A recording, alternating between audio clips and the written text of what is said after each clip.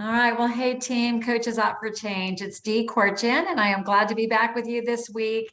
And it was great to have Lisa Bloom on last week. I hope you saw the call. It was on the power of one thing and the power of consistency. It was chock full of great information and a powerful message. So if you didn't get to see it, highly encourage you to go back and watch that one at some point during the week. And we've got a really full schedule, so I'm going to keep us rocking and rolling. But we had numerous executive director rank ups in the month of May, and we've been featuring one each week.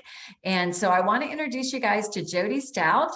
Jodi is a coach with Vicki Feldman, and she reached executive director last month. She's a busy working professional. So Jodi, you want to share with us about your journey? Just need you to unmute. I'm sorry about that. Okay, so hi everybody. I'm very happy to be here. Let's see. My beginning of my journey with Optavia was I was so unhappy with the way that I looked and felt at the time. I was 172 pounds and 5'2". And I reached out to Vicki, my college buddy, and I really wanted to know more about exercising at Orange Theory, and somehow the call turned to nutrition, a health assessment, and I placed my order.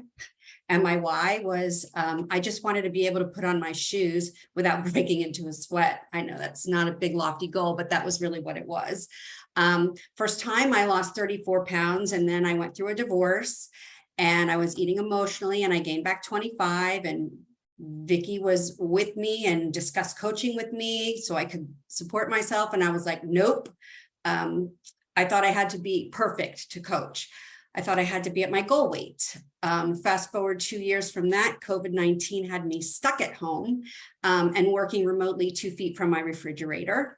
And then I broke my ankle and had to have surgery. So I knew that if I didn't do something, I was sedentary and I would gain so much weight. So I went back on plan, and my friend Christina, who was with me and felt guilty because I was with her when I broke my ankle, she prepped all my lean and greens, and she made sure all my bedside table was stocked with the quick, the portable Optavia meals.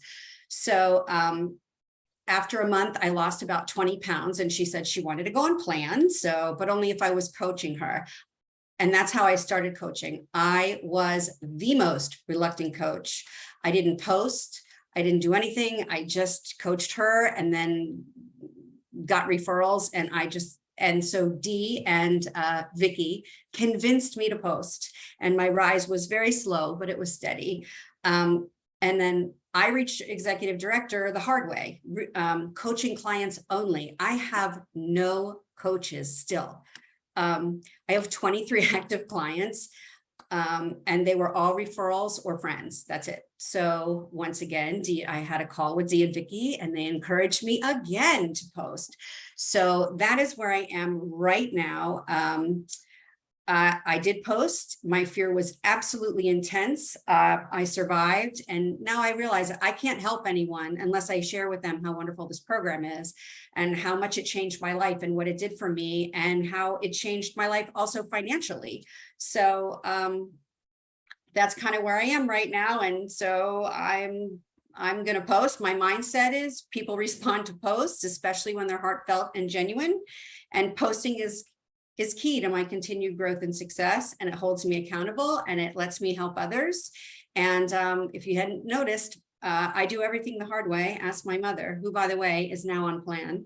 I finally realized that by coaching coaches, I can help more people with their health, physically and financially. And my new goal is to get some coaches and lead. So I'm excited. I'm manifesting this. I can see it. So that's it. Thank you, Jodi. Thank you, Jodi. We all have a journey, we all have things to work through. It's actually kind of the theme of the call tonight. So, so thank you for being honest and being transparent. And really, it really does show your sphere, your heart, that you were able to build a business of this size, right, with limited posting. So only imagine who you're going to be able to touch, and those coaches are going to be in there for sure. So congratulations. Just a couple of quick things, guys. Our Coaches Crushing It Challenge launched today. Who's excited about this? We started the day with like 60 something people. I just checked, we have 88, 25 more coaches signed up today alone. So I'm going to drop the link in the chat. And if you have not signed up, this is our 4-week, 28-day challenge for us to level up our own personal health, level up our business activities, and most important, level up our hearts and our ability to help more people. So I'm personally very stoked about this. We're going to have some great prizes every week, but the most important prize is just your own health and those that you can impact. Our summer bash, if you live in the Atlanta area, is this Saturday. So this is an in-person event we're doing. If you are local, we highly encourage you to come. Anywhere in the Southeast, we encourage you to come. I think we've got a crew coming from South Carolina, which will be great. And then this is qualification time. We have our next Awaken 2022. Our executive director and above retreat is in October, but we're in qualification time right now. So if you qualify as an ED or higher in June, you're going to be able to qualify for our early bird registration at a discounted rate. And we're going to be sharing more info about that soon. So we're going to go ahead and move on into our topic tonight. And I have 5 great coaches that are going to share with us because I think they can get the message across well. And it's always good to hear from different people. But was thinking about this with our leadership team when we were coming up with our topics for team times. And we thought, you know, all of us come into coaching. We have this desire to help people. We come in with a heart to help, but then sometimes things get in the way, right? And it's often us. But there kind of tends to be 5 common pitfalls that we can fall into. And it's probably going to happen to you at some point on your journey if one of or more of these is not already. So we're going to have some coaches share their journey about it and basically some specific tips on what is recommended. So we're going to talk about 5. And then I want you to hang on to the end. We're going to try to squeeze this in 30 minutes, but I've got a bonus one and then my best tip for growing your coaching business. So hang on for that. So the first one is the coaching pitfall that I have seen in 11 years of coaching is when we come on as a coach, but we are not plugged in. And being plugged in and connected, what we mean by that is making these team calls a rock in our calendar, attending local events, attending things like convention, making the trainings a part of the process and an integral part of the process. So want to have BETSY GAGNE share. BETSY reached executive director again last month. And this has been really something that you have been stellar at. So you want to share for a bit, BETSY? Sure. Thanks for having me. My story is a little bit different than Jodi's. When I came on, I did post, you know, I did all the things. And so I had a lot of clients right off the bat. So I jumped into the trainings, the Monday night calls. I made sure that I went to convention, but then things started to slide down just a little bit. And I found myself not being as intentional with those trainings and those Monday night calls. And I could see it, the effects that it was having on me. And so I'm like, you know, I really have got to get back into this for me, because being on these calls is just as much about us and refilling our tank with all these great people that are here. And inevitably, whether it was the Monday night call or a training that we were doing or whatever, there would be at least one little nugget of something that I would be like, oh, okay. Oh, the angels have sang, right? But yes, I can't stress enough. And I have a couple of coaches that have kind of crazy jobs and they can't be on these trainings all the time. And I just keep going, just rewatch it. So I encourage you, try to at least watch it. If you know you have kids and family and all, and you can't be on here live, make sure you go back and watch it. But live is the best way. I find that if I don't watch it live, sometimes it's several days before I get to watch it. And then it's like, a lot of the stuff is like not as fresh, if that makes any sense. But as far as events, I'm not going to be able to be there Saturday, and I'm so sad. But I try always to be there. I actually flew in early. I caught like a 5 a.m. flight, the last one, so that I could be there. They are just such a shot in the arm for you and your excitement for what you know the company is and what you know the company can do for you.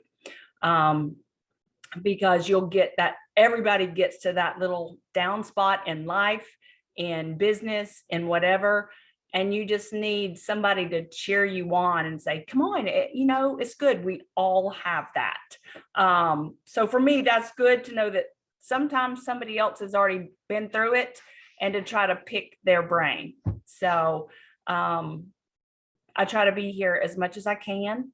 And convention is an absolute must for me every year, because I love it. I love seeing the people in real life that I only get to see right here, and actually meet them. So yeah, I just highly recommend that pick 2 or 3 and commit to that 2 or 3 until you can move further. That is awesome, Betsy. Thank you. Thank you. It is kind of preaching to the choir, right, with everybody on this call, but I bet some of us missed some of the trainings or possibly convention. And you're so right. We need that to be re-energized, to be refocused, inspired. At every level, we need that. So thank you.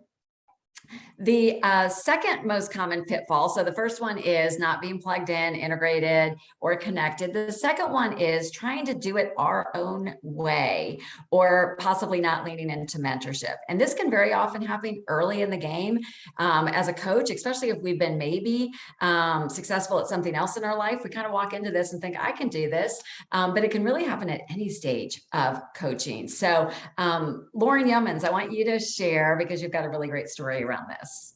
Yeah. Hey, everybody. So I've actually been coaching for a little over 4 years. And those of you who don't know, I was working full-time as a nurse practitioner and had worked as a nurse for many years. And I'll be really honest with you, I came into this as a little bit of a know-it-all into coaching, and kind of thought like I didn't need help. I knew how to do a health assessment. Like I could do it. No worries. I read through I just took it upon myself to print off the health assessment forms and just do them on my own without any training or anyone helping me through it. And I had the heart, and I was really excited. And part of this, as I'm learning from a lot of personal development, has come from a fear of asking for help and not wanting to be a burden to anybody else, and not wanting to, and just this independence. So I don't know if anyone else can relate to that. Hopefully I'm not the only one, but I was kind of like a phobic of like asking for help or leaning into that mentorship. I just really felt like I could do it. And what I found was I actually was able to bring on clients, but I did things like not the way I would train anybody to do this. So like I was texting clients, I wasn't calling them, I wasn't really explaining the 4 components. I was treating it like a diet. I was just like, hey, I lost this weight, you can too. And what I found was a lot of my clients in that beginning part weren't very successful, and kept bringing on clients, but they just kept kind of falling out. And actually Dee and Meg kind of kicked and dragged me to my first convention. And I heard like, oh, you're supposed to be calling clients and you're supposed to be doing these training calls. I'm supposed to be connecting with my mentorship. And I was like a deer in headlights, like, oh man, I'm doing all this stuff wrong. And guys, it was hard. Like it was painful to kind of come back and apologize to my clients and tell them like, hey, I'm actually supposed to be calling you. I just learned like, I haven't been coaching you very well.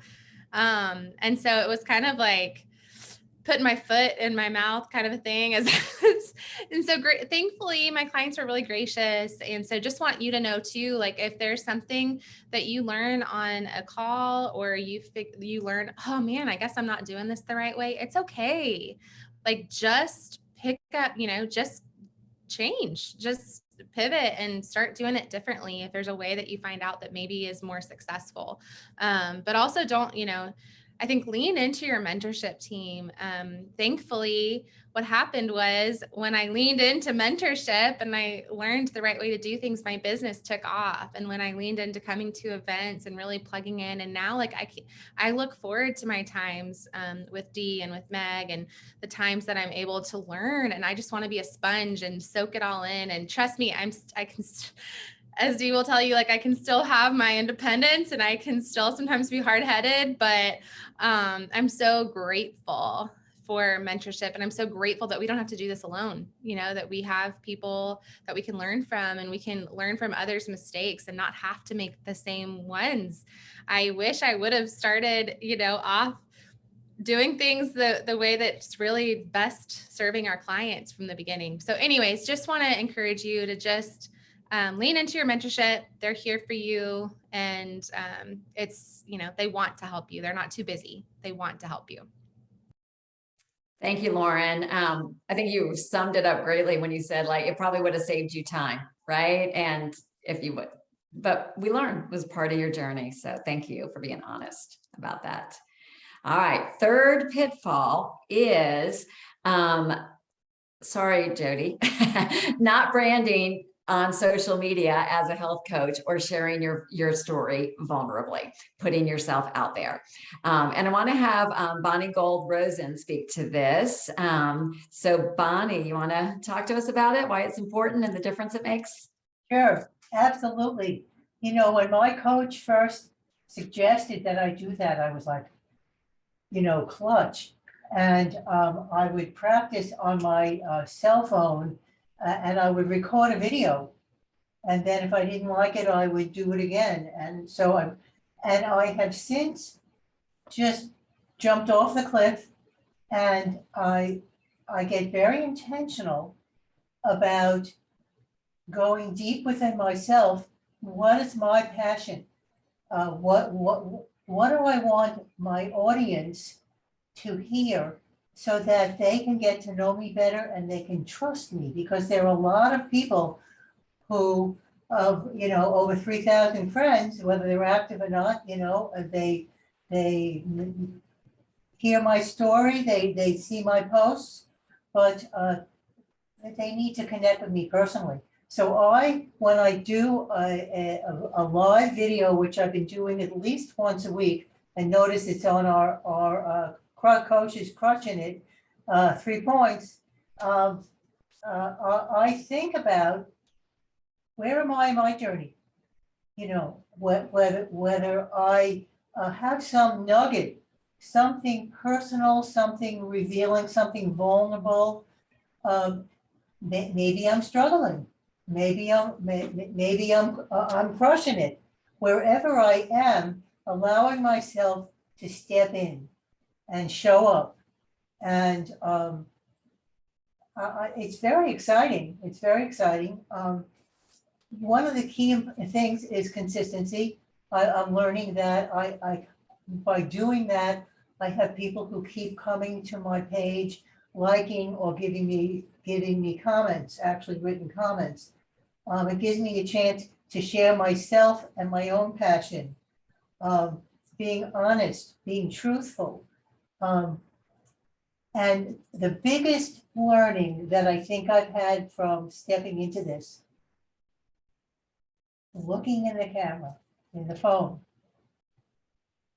smiling, unless I'm crying, and chances are I wouldn't do it if I was crying, but looking in the camera, having it at a good height, and speaking to people as if I am speaking to my friend, because I am speaking to my friends, you know, and it's putting my heart and my energy and my intention in that intimate energy of a conversation, as if I was having a cup of tea with somebody or whatever.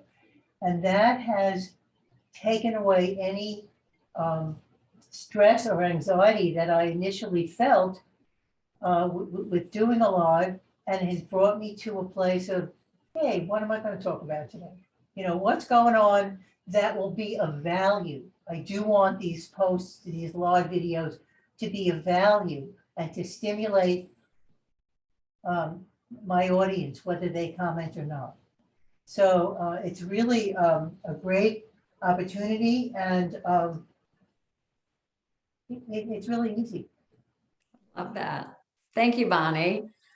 I have a question. Maybe just put a 1 in the comments. Do you feel like you know Bonnie better now just by hearing her speak? Like just hearing that soft tone, that heart. You know, Bonnie posts in our group, Bonnie posts on her page, but when you hear her speak, it's a whole nother level.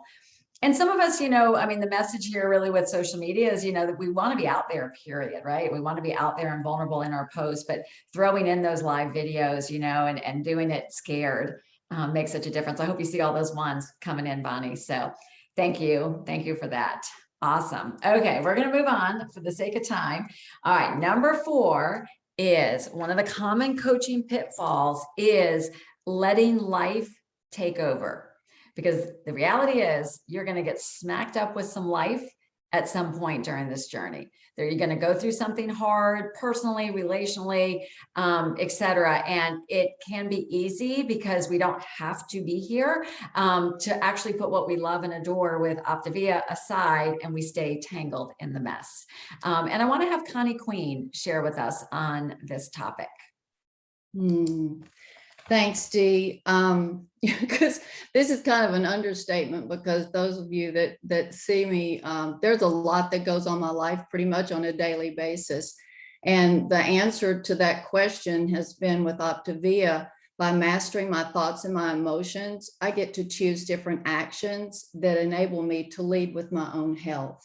And before Optavia, that was, you know, on a practical level, when something happened to me, I dove right into self-pity. The blame, the rationalization, the minimization, the justification.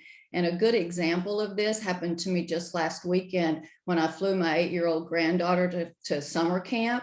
And the plan was to take her to San Antonio, hand her off to the transportation company, have a nice little leisurely lean and green lunch at the airport, and then fly back to Phoenix. But what happened was life showed up.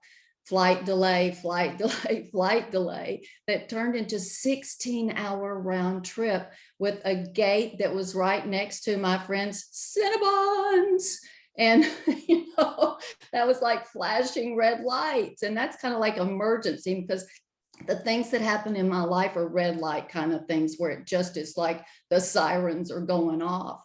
But what happened was that my mind does go to those types of things. That, can you believe, gosh darn them, don't they know that I have plans, that this wasn't the way it was supposed to be? And then one bite's not going to hurt me, and no one else is going to know. And then I'll do it just this one time. You know, getting off plan is not going to hurt me, and no one else has to know.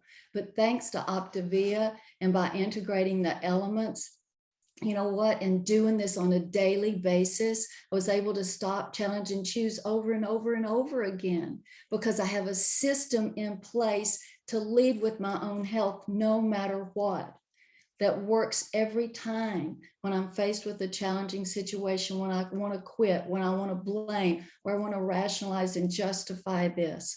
But I've grown from my mistakes, and every time I've just gotten, y'all, where I get to choose me first. And after falling off the wagon, that I call it, with sugar and carbs last year, it was a pretty big fall. And the thing that was essential, like the essential kit, was to get a bigger why. Where do we start with everybody else? And my why today is to be a bigger, better version of my very best self each and every day. And I have to let go of my old beliefs and old ideas around this food thing, or whatever else the challenge is. If I eat something, is this going to change the situation, or is it going to make me feel better? No, I'm going to be angry. I'm going to be mad at myself, full of regret and self-loathing. And you know what? I always have more than enough feelings than I need. I have my Eat Wise app. I eat 2.5 to every 3 hours, no matter what. And I drink 64 ounces of water every day that allows that sugar level. Guess what? I face these types of stresses in my life with more peace and more ease and a little more grace. Not perfectly, because that's not available. And I move my body with intention to get 1,000 steps, 10,000 steps every day. And that meant a lot of passing Cinnabons. So guess what else I do to lead with my health? Is that I contacted my truth tellers. I used my mentorship team and my accountability partners. I started conversations with partners, and guess what? It wasn't all about me. Most of those people had more travel difficulties that day than I did. I got out of me and into them, like, you know, like we learn here. And then I posted on Facebook. And I posted what my situation was and what my plan for success was, so that more accountability. I rested when I was tired. You know what? I could pray, I could meditate, I could start my day over time and time again. And seriously, every time I walked and I passed Cinnabons, it was screaming at my name. But you know what? I never wanted just one of anything. And right before the plane was about to leave, this is the miracle. I said I was going to go for a walk, is what I was telling myself. And you know what I was really planning to do? Buy a Cinnabon. And just at that moment that I stepped around the corner, God did for me what I couldn't do for myself. It was closed. And I stopped right there. I went, thank you, God, for doing for me what I can't do for myself. And you know what? By taking consistent positive actions and using these elements and leading with my health as a way of life each and every day, I get to be purposeful, I get to be useful, and I get to be of service to others. Even when I don't want to, I do it anyway. Choose you, my friends. Mic drop. Love that. Taking that struggle, using it for good, using what you've learned. Yeah, love that. Thank you for being vulnerable with us. All right, guys.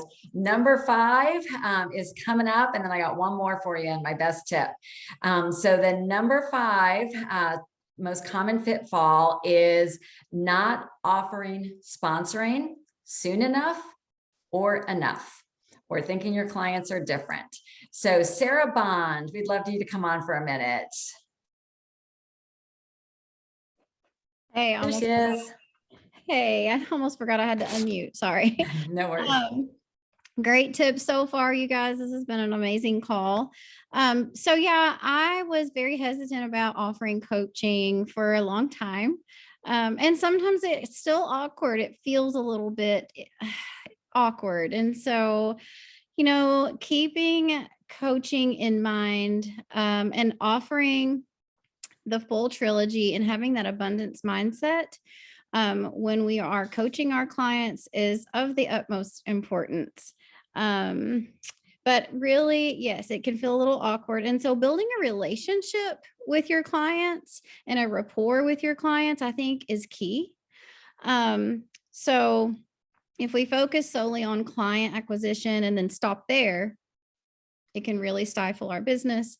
But more than that, it also limits the client's opportunity for growth and change.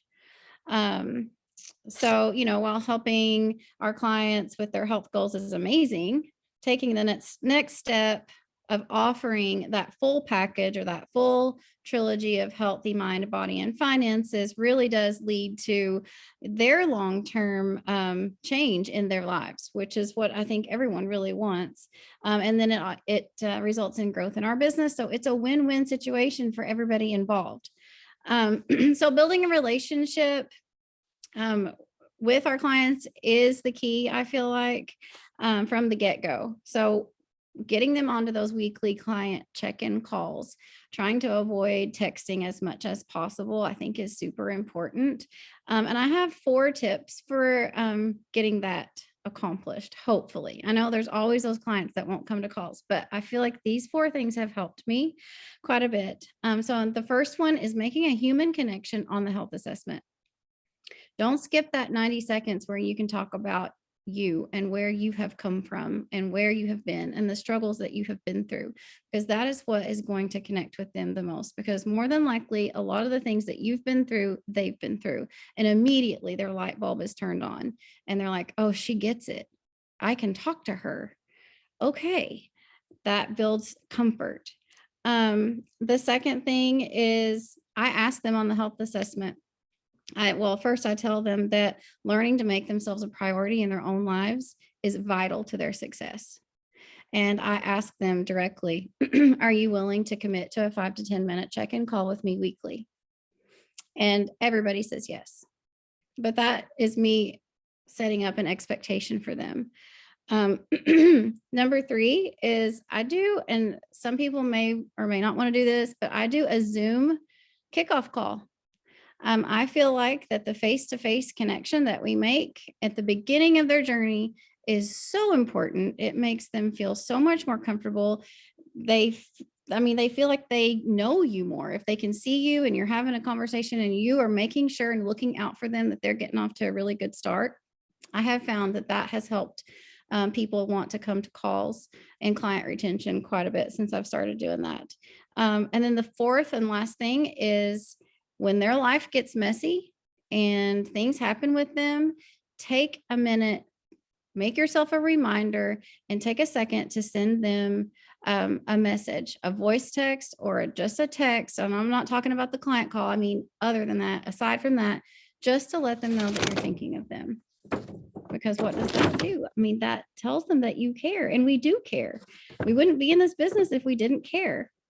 And so then when it's time to offer the gift of coaching, because it is a gift, you have that relationship, you have that rapport, and that is actually a comfortable conversation because they know that you care about them and you're offering that because it's such a blessing in their lives and it's been a blessing in your life.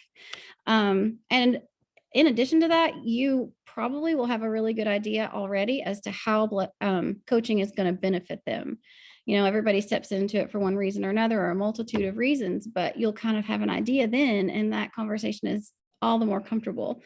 I'm trying to hurry. I'm almost done. This business is built on trust and relationships, bottom line. I just really feel that to my core.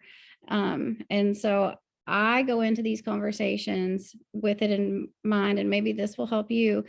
I just think, where would I be if my coach had not offered coaching to me? I mean, it's a simple thought, but honestly, if you really think about it, for me, I would be titling cars miserable. I used to cry to my husband and say, I feel like I'm meant for more. I feel like I should be able to help our family and make an impact in some way that means more, that I can do more than what I'm doing. And then my coach, thank the Lord above, offered me coaching. So who else out there is like that needs the same sort of blessing in their lives? That's all I have. Wow, that's beautiful. Thank you, Sarah. I just like Betsy said, you learn something new every day. I was taking notes there from all you guys. So good stuff.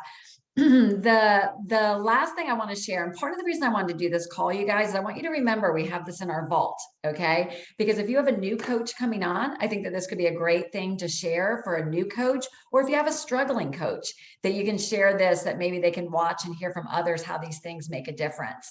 But the one thing I know that could absolutely get in our way as we're growing as a person and as a coach is fear. And fear is a natural human emotion, and it shows up. Most of our decisions, most of our choices, most everything we're doing in life is fear-based in some way, but it can really rear its ugly head in this business. And I know, and Frank and I were connected about this, even sometimes as a new coach, you know, we're super excited and we can't wait to do this. And then all of a sudden somebody talks bad about the program or challenges you on what you're doing or whatever. And man, it's like somebody just popped your balloon and fear can set in. It's like, oh my gosh, did I make the right decision? These things are normal. It is part of the process, but be aware that fear can show can disguise itself very well. And so fear disguises itself as avoidance. So if you find yourself not wanting to make that phone call or getting uncomfortable and not wanting to talk about coaching or not wanting to do that Facebook Live, it can show up as procrastination.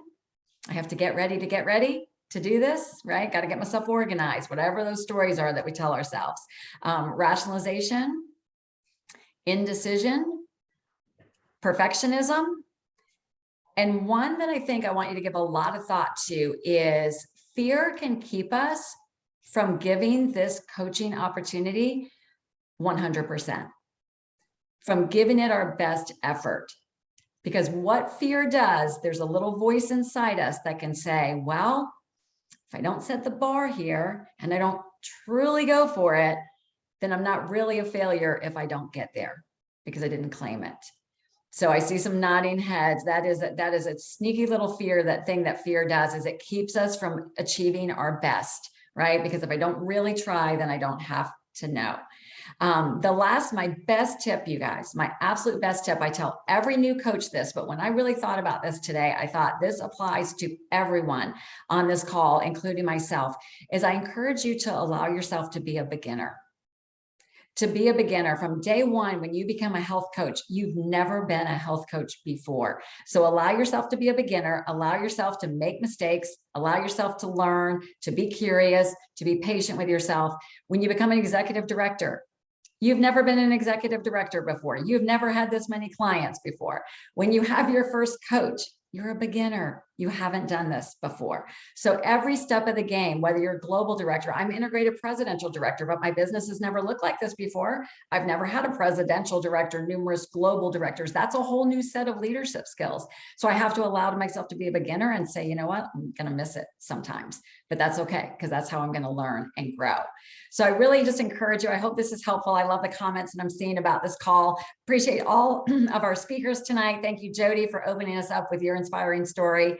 We want to see you next week on the call. Next week's call is going to be led by Lori Cole, and the topic is reawakening and inspiring.